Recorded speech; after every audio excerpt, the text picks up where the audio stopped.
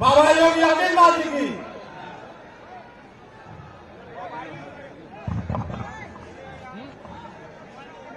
भारत माता की। भाइयों बहनों, हम लोग मथुरा वृंदावन के पावन भूमि में हैं। ये हमारा पावन धाम है और इसलिए मैं उम्मीद करता हूं कि आपकी आवाज जो यहां से निकलेगी और प्रदेश की कोने कोने तक जाएगी। मेरे हाथ साथ बनेंगे, भारत माता की। दोनों हाथ पकड़ के। भाई कैसे आप लोग, कैसे इस धरती ने तो अन्याय अत्याचार के खिलाफ लड़ने की प्रेरणा दी थी और आवाज आज आपकी आवाज में दिखनी चाहिए कि अन्याय अत्याचार के खिलाफ जोरदार लड़ाई यूपी ने लड़ी है। बोलेंगे भारत माता की। मेरी आवाज पर आपकी आवाज भारी पड़नी चाहिए। भारत माता की। भारत माता की। भारत माता की। वृंदावन बिहारी लाल की। वृंदावन बिहारी लाल की। राधा रानी की। राधा रानी की। योग माया की। योग माया की। यमुना मैया की। यमुना मैया की। गंगे मैया की। गंगे मैया की। गौ माता की। गौ माता की। भारत माता की। भारत माता की। जय श्री राम। जय जय श्री राम। राधे राधे।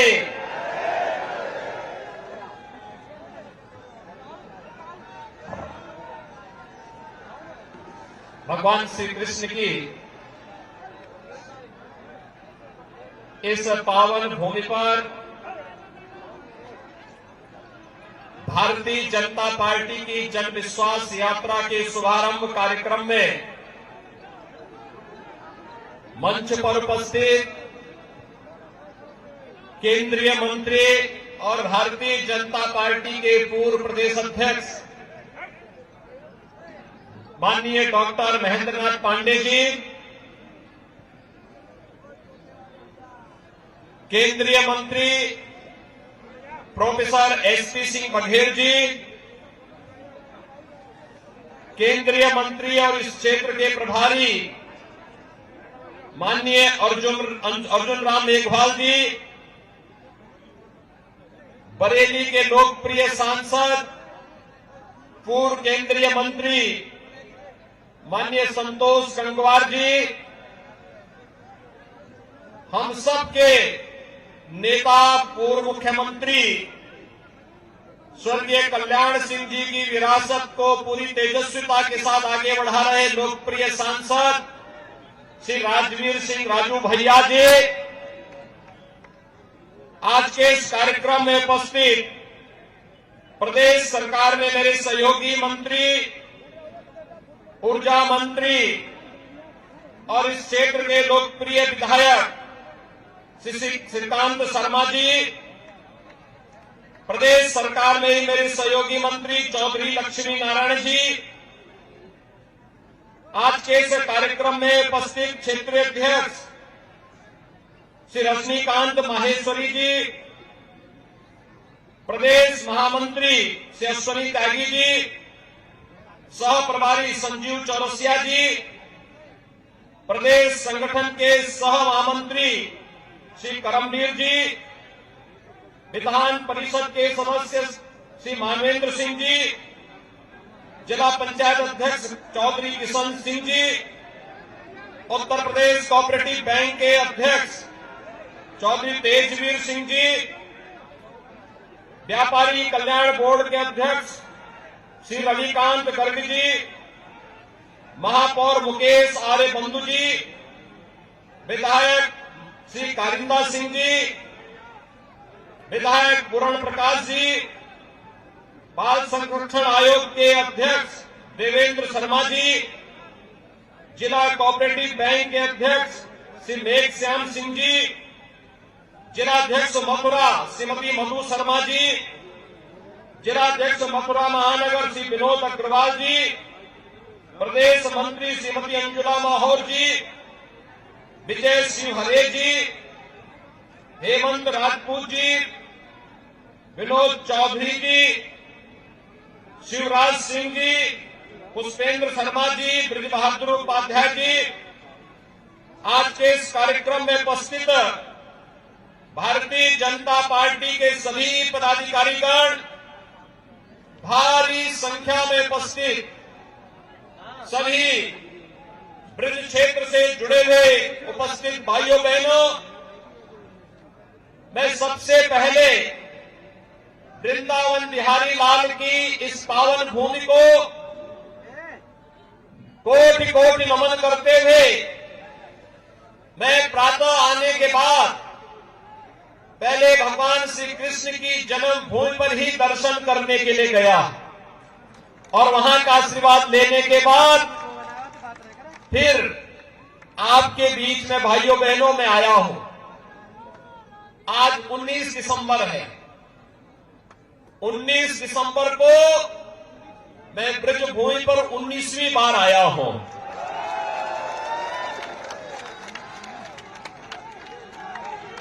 भाइयों बहनों, आज की तिथि हमारे लिए बहुत महत्वपूर्ण है। गोवा मुक्ति का दिवस तो है ही, लेकिन आज के दिन 1927 में देश की स्वाधीनता के लिए अपना बलिदान देने वाले पंडित राम प्रसाद बिस्मिल, ठाकुर रोशन सिंह, अस्फाउल्लाह खां, राजेंद्र नाथ लाहिड़ी जैसे क्रांतिकारियों को फांसी की सजा हुई थी। निरंकुश ब्रिटिश हुकूमत को उखाड़ने के लिए क्रांतिकारियों ने उस कालखंड में ज्वलंत जगाई थी।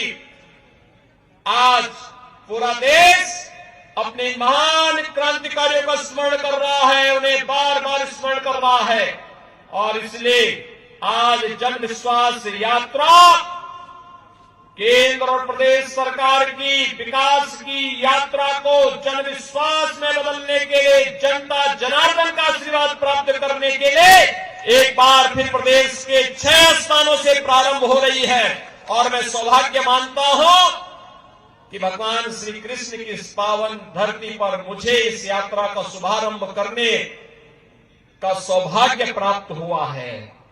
भाइयों बहनों, मैं यहां पर मेरे लिए यह धरती इसलिए भी महत्वपूर्ण है क्योंकि इस वर्ष के प्रारंभ में यहां पर हमारे दोनों मंत्री, यहां के विधायक, दोनों विधायक और यहां की माननीय सांसद, ब्रज तीर्थ विकास परिषद, यहां के प्रशासन, यहां के पूज्य संतों के आशीर्वाद से पहली बार भव्य वैष्णव कुंभ यमुना मैया के तट पर करने का सौभाग्य यहां प्राप्त हुआ था और उस आयोजन में मुझे जुड़ने का अवसर प्राप्त हुआ था।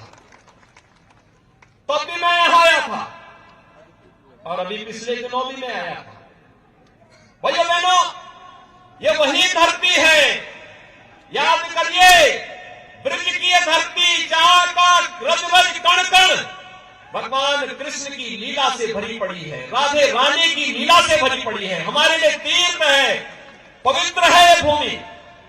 लेकिन पिछली सरकारों में क्या होता था? ये वही धरती है, कोसी कला का गंगा, यहां का कोई व्यक्ति भूला नहीं होगा। कोसी कला में क्या होता था? जवाहर बाग में क्या होता था? पहले जवाहर बाग की घटना होती थी, कोसी कला का दंगा होता था। आपने देखा होगा। भाइयों बहनों, आप याद करिए, पिछले 4.25 वर्ष के अंदर आज हमारी सरकार को 4.25 वर्ष भी पूरे हो रहे हैं और 4.25 वर्ष के दौरान प्रदेश के अंदर कोई दंगा भी नहीं हुआ, एक भी दंगा नहीं हुआ, कोई पलायन नहीं हुआ। जो व्यापारी, जो प्रताड़ित हिंदू पिछली सरकारों में 14 वर्षों की प्रताड़ना के दौरान पेशेवर माफिया और अपराधियों के द्वारा यहां से भगाए गए थे, वह व्यापारी, वह उद्यमी और वह हिंदू वापस अपने घरों को आया है और बड़ी शान के साथ अपने घरों में रह रहा है। आज कोई व्यापारी और कोई हिंदू प्रदेश से पलायन नहीं करता है, आज पलायन होता है प्रदेश से पेशेवर अपराधी और माफियाओं का। आज पलायन होता है उन लोगों का। क्यों पीड़ा है सपा, बसपा और कांग्रेस को? कल आपने देखा होगा, देश के यशस्वी प्रधानमंत्री आदरणीय मोदी जी ने देश के सबसे बड़े एक्सप्रेसवे का शिलान्यास शाहजहांपुर में किया। ब्रज क्षेत्र में ही पड़ता है क्षेत्र, और शाहजहांपुर में बड़ा आयोजन, लाखों की संख्या में लोग आए थे प्रधानमंत्री जी को सुनने के लिए। और प्रधानमंत्री जी ने उस समय इस बारे में कहा कि गंगा एक्सप्रेसवे उत्तर प्रदेश के विकास की रीढ़ बनेगी। लेकिन जिन लोगों को विकास अच्छा नहीं लगता, उन लोगों ने प्रधानमंत्री जी के ट्वीट पर गलत, प्रधानमंत्री जी के वक्तव्य पर गलत ट्वीट किए। जिन लोगों को प्रदेश का विकास अच्छा नहीं लगता था, वे लोग अनर्गल प्रलाप करते हैं। भाइयों बहनों, प्रधानमंत्री मोदी जी के लिए भारत की 135 करोड़ जनता ही परिवार है, लेकिन कांग्रेस, सपा, बसपा के लिए उनका अपना व्यक्तिगत परिवार ही प्रदेश या देश है। उस व्यक्तिगत परिवार से ऊपर सोच भी नहीं सकते हैं। उन लोगों से आप क्या उम्मीद करते हैं? जिन लोगों के पास संकुचित दृष्टि है, वे विकास के इस मॉडल को नहीं स्वीकार कर सकते, विकास के इस मॉडल को कैसे सराहना कर सकते हैं। और यही तो कारण है कि जब डबल इंजन की सरकार विकास कराती है, उन लोगों को तब भी अच्छा नहीं लगा था जब मथुरा वृंदावन नगर निगम घोषित हुआ था। उनको तब भी अच्छा नहीं लगा था जब ब्रज तीर्थ विकास परिषद का गठन हुआ था। उनको तब भी अच्छा नहीं लगा था जब ब्रज तीर्थ विकास परिषद के सभी तीर्थों के साथ साथ मथुरा में मदिरा और मांस की दुकानों को बंद किया गया था। उनको तब भी अच्छा नहीं लगा था, तब भी उनको अच्छा नहीं लगा था। और उनको तब भी अच्छा नहीं लग रहा था जब मुजफ्फरनगर के दंगाइयों के खिलाफ सरकार कार्य कर रही थी। उनको तब भी अच्छा नहीं लगता है जब हम किसी गरीब को फ्री राशन योजना का लाभ देते हैं। जब प्रधानमंत्री मोदी जी देश के 135 करोड़ जनता को फ्री वैक्सीन, सबको वैक्सीन का लाभ देते हैं, उनको तब भी अच्छा नहीं लगता है। उनको तब भी अच्छा नहीं लगता है जब प्रदेश के अंदर सुरक्षा का बेहतर वातावरण और देश के अंदर देश की सीमाएं सुरक्षित होती हैं, तो विपक्ष को वह अच्छा नहीं लगता है। जब दंगाइयों पर सख्ती की जाती है, तो कांग्रेस, सपा और बसपा को अच्छा नहीं लगता है। उनको अच्छा क्या लगता है? दंगाइयों को गले लगाना, आतंकवादियों को छोड़ना, गौमाता की हत्या, गौमाता के हत्यारों को तस्करी करने के लिए प्रेरित करना, गरीब के लिए आने वाली अन्य योजना पर डकैती डालना, विकास के कार्यों में लूटपाट करना, आस्था के साथ खिलवाड़ करना। मैं पूछना चाहता हूं भाइयों बहनों, आपने आशीर्वाद दिया, ऐसा कौन कार्य है देश के अंदर जो भाजपा ने कहा हो और वह न किया हो? कौन ऐसा कार्य है? मोदी जी ने कहा सबका साथ सबका विकास, तो सबका साथ सबका विकास, एक गरीब को मकान मिल जाना, यही हमारे लिए राम राज्य है। एक गरीब को विद्युत का निःशुल्क कनेक्शन मिल जाना, ये हमारे लिए राम राज्य है। एक गरीब को फ्री में शौचालय मिल जाना, यही हमारे लिए राम राज्य है। एक गरीब को 5 लाख रुपए की स्वास्थ्य बीमा का कवर मिल जाना, ये भारतीय जनता पार्टी ने कहा नहीं था, लेकिन एक गरीब का हक था, मोदी जी ने वो दिया, भारतीय जनता पार्टी ने वो दिया। एक गरीब को सुरक्षा का बेहतर वातावरण मिलना चाहिए, एक बेटी को सुरक्षा का बेहतर वातावरण मिलना चाहिए, यह भारतीय जनता पार्टी ने आपको दिया, प्रदेश को दिया, देश को दिया। और यही तो विपक्ष को अच्छा नहीं लग रहा है कि आखिर ये सब क्या है। हमने कहा था देश के अंदर आतंकवाद को मिटाएंगे, कश्मीर में धारा 370 समाप्त कर दी गई ना। पंडित दीनदयाल उपाध्याय जी की पावन जन्मभूमि यही क्षेत्र है। भाइयों बहनों, पंडित दीनदयाल उपाध्याय जी ने जब भारतीय जनसंघ की स्थापना के साथ अपना कार्य संगठन मंत्री के रूप में कार्य प्रारंभ किया था, तब भारतीय जनसंघ ने डॉक्टर श्यामा प्रसाद मुखर्जी जी के नेतृत्व में एक नारा दिया था, एक देश में 2 प्रधान, 2 विधान और 2 निशान नहीं चलेंगे, नहीं चलेंगे। कांग्रेस के द्वारा कश्मीर पर थोपी गई धारा 370 और उसके खिलाफ सबसे पहला आंदोलन चलाने वाला कोई व्यक्ति था, कोई दल था तो भारतीय जनसंघ था, और कोई नेता था तो डॉक्टर श्यामा प्रसाद मुखर्जी थे, जिन्होंने अपना बलिदान दिया। भैया बहनों, ये धारा 370 कश्मीर को भारत से अलग थलग करने और भारत के अंदर आतंकवाद को प्रेरित और प्रोत्साहित कर रहा था, लेकिन भारतीय जनता पार्टी की सरकार ने स्वीकार नहीं किया। प्रधानमंत्री मोदी जी ने, गृह मंत्री अमित शाह जी ने जैसे ही मौका मिला, एक झटके में 5 अगस्त 2019 को धारा 370 को सदैव के बड़े कूड़े के ढेर में डाल करके एक भारत श्रेष्ठ भारत की परिकल्पना को साकार किया। कश्मीर में धारा 370 को हटाने का आप समर्थन करते हैं? एक बार दोनों हाथ पा करके मेरे साथ बोलेंगे, क्या समर्थन करते हैं? तो जोरों से बोलेंगे, भारत माता की, भारत माता की। भाइयों बहनों, पिछले चुनाव में जब इस क्षेत्र में मैं प्रचार करने के लिए आया था, तो मैं एक सभा में आया था। जैसे आया था, मैं सभा प्रारंभ करता, तब तक हमारे मीडिया के एक मित्र ने मुझे कहा, योगी जी आप लोग कहते हैं कि रामलला हम आएंगे, मंदिर वही बनाएंगे, क्या बनाएंगे? तो मैंने कभी आपको क्या संदेह है क्या? कहा नहीं, आप लोग यही नारा लगाते हैं। मैंने कहा चिंता मत करिए, हम आएंगे भी और भव्य राम मंदिर के निर्माण का मार्ग भी प्रशस्त करेंगे। भाइयों बहनों, मैं आपसे पूछना चाहता हूं, हमने जो कहा अयोध्या में भगवान राम का मंदिर के निर्माण का कार्य प्रारंभ हो गया है ना। 5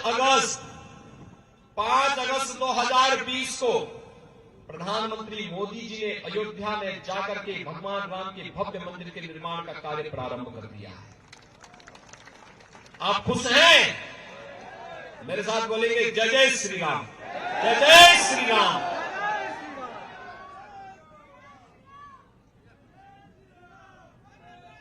आप सोचिए, आज से 5000 वर्ष पहले इसी मथुरा में कंस के अत्याचार और अन्याय के खिलाफ जब भगवान आए थे, उससे पहले योग माया यहां से विंध्यवासिनी धाम में चली गई थी ना।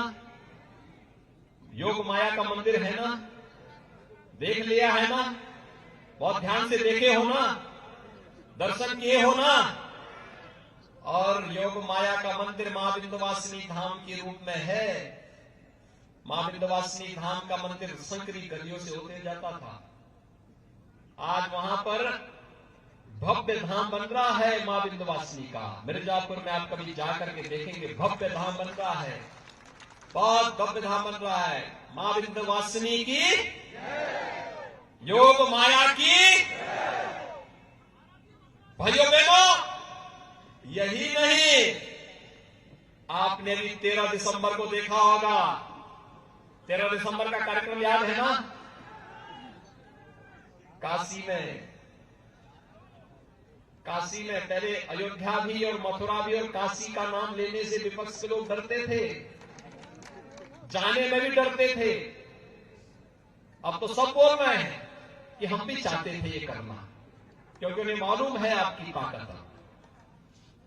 और नहीं तो पहले एक घोड़ लगी रहती थी टोपी पहनने की।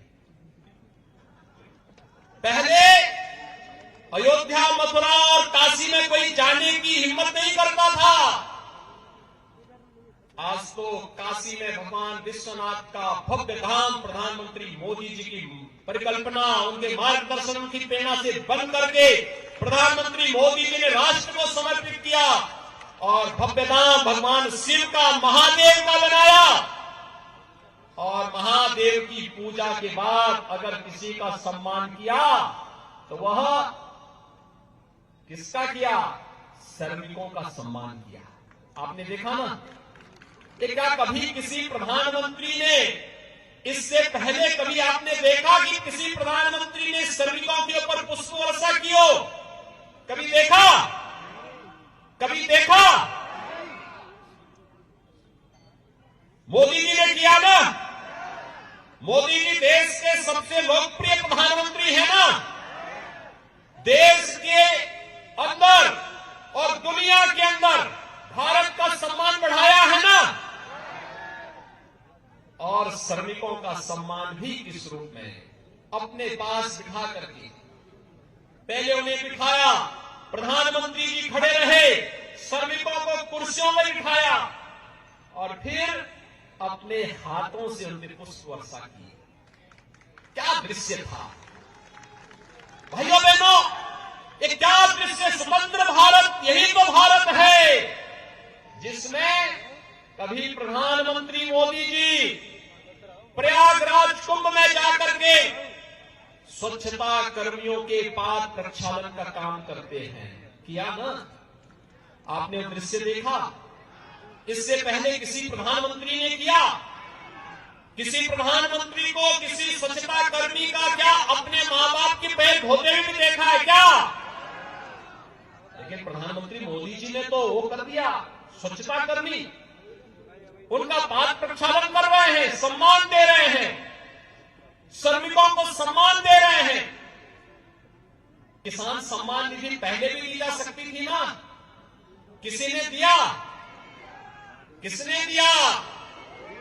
मोदी जी ने। किसने दिया? भाइयों बहनों, काशी विश्वनाथ धाम हम सब अपना सौभाग्य मानते हैं कि इन सब कार्यक्रमों के साथ जनता के आशीर्वाद से हम सबको जुड़ने का अवसर प्राप्त हुआ और आनंद और अंतःकरण से आनंद की अनुभूति और ज्यादा होती है जब भगवान शिव के साथ श्रमिकों का सम्मान भी प्रधानमंत्री जी के हाथों से हम लोगों ने वहां पर देखा था। यह अद्भुत क्षण था और उस अद्भुत क्षण का साक्षी पूरा देश और पूरी दुनिया बनी। मेरे साथ बोलेंगे, हर हर महादेव। भैया बहनों, ये है नया भारत और इस नए भारत के साथ आपको जोड़ने के लिए ही, इस नए भारत के साथ जोड़ने के लिए ही उत्तर प्रदेश ने आज अंगड़ाई ली है। ये उत्तर प्रदेश अपने धाम का निर्माण भी करेगा और माफिया और गरीब और व्यापारियों की संपत्ति पर कब्जा करने वाले माफियाओं के सिर के ऊपर बुलडोजर चलाने का काम भी करेगा। यही तो उत्तर प्रदेश है। परित्राणाय साधूनां विनाशाय च दुष्कृताम्। यही तो धरती है, यही प्रेरणा की धरती है। ये प्रेरणा देती है सात्विक पुरुषों को, साधु पुरुषों को, सज्जन पुरुषों को, गरीबों को, किसानों को, नौजवानों को, महिलाओं को सम्मान देने का। लेकिन आतंकवादियों को, आतंकवादियों को, अपराधियों को, माफियाओं को और उनके संरक्षण दाताओं को उसी ही कठोरता के साथ उसका मुकाबला करने की तैयारी करने की भी प्रेरणा देता है। और मुझे लगता है हमारी पार्टी ने इसीलिए बड़े सोच समझ करके आज मुझे वृंदावन भेज दिया कि जन विश्वास यात्रा का शुभारंभ मैं मथुरा वृंदावन की धरती से ही करूं। और भाइयों बहनों, आज मैं यहां पर आया हूं आपसे कहने के लिए, हम लोगों ने जो कहा था, विश्वास जो कहा वो करके दिखाया। हमने भेदभाव किसी के साथ नहीं किया, विकास सबका। जब श्रीकांत जी ने विद्युत के कनेक्शन देने प्रारंभ किए थे, क्या किसी की जाति पूछी थी? सबको दिया, विकास सबका। जब चौधरी लक्ष्मी नारायण जी के माध्यम से किसानों की उपज को क्रय करने की बात हुई, तो क्या किसी की जाति और चेहरा देख करके प्रारंभ हुआ था क्या? नहीं। तब सबका साथ, सबके विकास का, विकास सबका, लेकिन तुष्टीकरण किसी का नहीं। नारा क्या था? विकास सबका, तुष्टीकरण किसी का नहीं। और भाइयों बहनों, आज मैं यही कहने के लिए आया हूं। हमारी सरकार ने भी हाल ही में कहा, हम जितनी भी निराश्रित महिलाएं हैं, विधवा महिलाएं हैं, इनकी पेंशन की राशि को हमारी सरकार ने पहले कम लोगों को मिलता था, हमने 5 वर्ष में उसको दुगना किया। और फिर अब ये कहा कि अब तक तो 500 रुपए मिलती थी, अब इनको 1000 रुपया महीने पेंशन दिया करेंगे। वृद्धजन थे, 500 रुपए पेंशन मिलती थी। हमने कहा नहीं, ये सभी मंत्रीगण हमारे साथ थे, विधायकगण साथ में थे, इन सब ने कहा कि इनको भी बढ़ना चाहिए। हमने उसकी राशि भी 1000 रुपए कर दी। हमने ये भी कहा, जितने भी स्ट्रीट वेंडर हैं, फुटपाथ में विक्रेता हैं, पटरी, रेहड़ी, ठेला, खोमचा, कुली, मनरेगा मजदूर, कुली, पल्लेदार, रिक्शा चालक, ये जितने होंगे, इन सबको फ्री में राशन के साथ साथ अगले 4 महीने तक 500 रुपए के भरण पोषण भत्ता की व्यवस्था भी इनके लिए कर दी है। कोरोना की तीसरी लहर को रोकने के लिए सब तैयारी के साथ सरकार का मदद करेंगे। भाइयों बहनों, में आया था कोरोना की दूसरी लहर में भी इसी मथुरा में आया था। और यहां पर जब मैं आया था, मैंने यहां पर भी देखा था, अलीगढ़ में भी मैंने देखा था, कितनी प्रतिबद्धता के साथ ग्राम प्रधान, क्षेत्र पंचायत समिति के सदस्य, पार्षद, मेयर, चेयरमैन, ये सभी लोग प्रदेश में कोरोना के खिलाफ लड़ाई में देश का सहयोग कर रहे थे। आंगनबाड़ी, आशा वर्कर, एएनएम, इन सबके मानदेय को भी सरकार ने बढ़ाने का काम किया। कहा सबका मानदेय बढ़ेगा, सबको सम्मान देंगे, क्योंकि इन्होंने कोरोना के खिलाफ लड़ाई को तेजी के साथ आगे बढ़ाया है, उस लड़ाई में विजयी बनाया है, उस लड़ाई को आगे बढ़ाने का कार्य करेंगे। और कोरोना के खिलाफ इस लड़ाई को मजबूती के साथ लड़ने के साथ साथ फ्री में राशन की व्यवस्था, डबल इंजन की सरकार डबल डोज दे रही है। डबल डोज आपको राशन 2-2 बार हर महीने देने की व्यवस्था की गई है। और राशन के साथ दाल भी मिलेगी और खाद्य तेल भी मिलेगा। अंत्योदय कार्ड धारक को चीनी भी मिलेगी और बाकी सभी लोगों को नमक भी उसके साथ उपलब्ध होने देने का कार्य किया जा रहा है। भाइयों बहनों, सरकार की लोक कल्याणकारी योजना का कार्य क्या इससे पहले कौन खा जाता था ये राशन को? प्रदेश वही,